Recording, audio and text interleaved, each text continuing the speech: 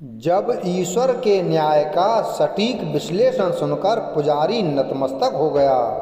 एक बार दो आदमी एक मंदिर के पास बैठे गपशप कर रहे थे। वहाँ अंधेरा छा रहा था और बादल मंडरा रहे थे। थोड़ी देर में वहाँ एक आदमी आया और वो भी उन दोनों के साथ बैठकर गपशप करने लगा।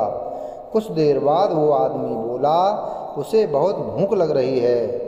उन दोनों को भी भूख लगने लगी थी।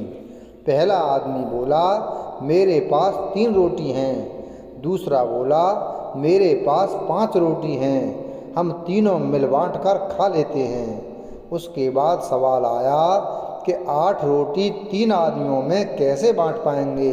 पहले आदमी ने राय दी कि ऐसा करते हैं कि हर रोटी के 3 टुकड़े करते हैं, अर्थात 8 रोटी के 24 टुकड़े हो जाएंगे और हम तीनों में 8-8 टुकड़े बराबर बराबर बट जाएंगे। तीनों को उसकी राय अच्छी लगी और 8 रोटी के 24 टुकड़े करके प्रत्येक ने 8-8 रोटी के टुकड़े खाकर भूख शांत की और फिर बारिश के कारण मंदिर के प्रांगण में ही सो गए। सुबह उठने पर तीसरे आदमी ने उनके उपकार के लिए दोनों को धन्यवाद दिया और प्रेम से 8 रोटी के टुकड़ों के बदले दोनों को उपहार स्वरूप 8 सोने की गिन्नी देकर अपने घर की ओर चला गया। उसके जाने के बाद दूसरे आदमी ने पहले आदमी से कहा, हम दोनों 4-4 गिन्नी बांट लेते हैं। पहला आदमी बोला, नहीं, मेरी रोटी 3 थीं और तुम्हारी 5 रोटी थीं, अतः मैं 3 गिन्नी लूँगा, तुम्हें 5 गिन्नी रखनी चाहिए। इस पर दोनों में बहस होने लगी। उसके बाद वे दोनों समाधान के लिए मंदिर के पुजारी के पास गए और उन्हें समस्या बताई तथा समाधान के लिए प्रार्थना की। पुजारी भी असमंजस में पड़ गया। दोनों दूसरे को ज़्यादा देने के लिए लड़ रहे थे। पुजारी ने कहा, तुम लोग ये 8 गिन्नियाँ मेरे पास छोड़ जाओ और मुझे सोचने का समय दो, मैं कल सवेरे जवाब दे पाऊंगा। पुजारी के दिल में वैसे तो दूसरे आदमी की 3-5 की बात ठीक लग रही थी, पर फिर भी वह गहराई से सोचते सोचते गहरी नींद में सो गया।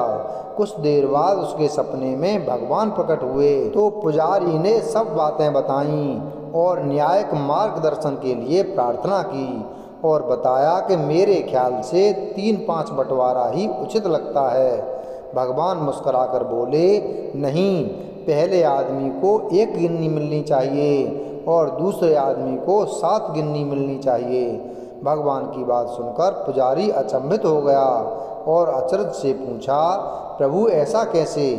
भगवान फिर एक बार मुस्कुराए और बोले, इसमें कोई शंका नहीं कि पहले आदमी ने अपनी 3 रोटी के 9 टुकड़े किए, परंतु उन 9 में से उसने सिर्फ 1 बाँटा और 8 टुकड़े स्वयं खाए, अर्थात उसका त्याग सिर्फ 1 रोटी के टुकड़े का था, इसलिए वो सिर्फ 1 गिन्नी का ही हकदार है। दूसरे आदमी ने अपनी 5 रोटी के 15 टुकड़े किए, जिसमें से 8 टुकड़े उसने स्वयं खाए और 7 टुकड़े उसने बाँट दिए, इसलिए वो न्यायानुसार 7 गिन्नी का हकदार है। यही मेरा गणित है और यही मेरा न्याय है। ईश्वर के न्याय का सटीक विश्लेषण सुनकर पुजारी नतमस्तक हो गया।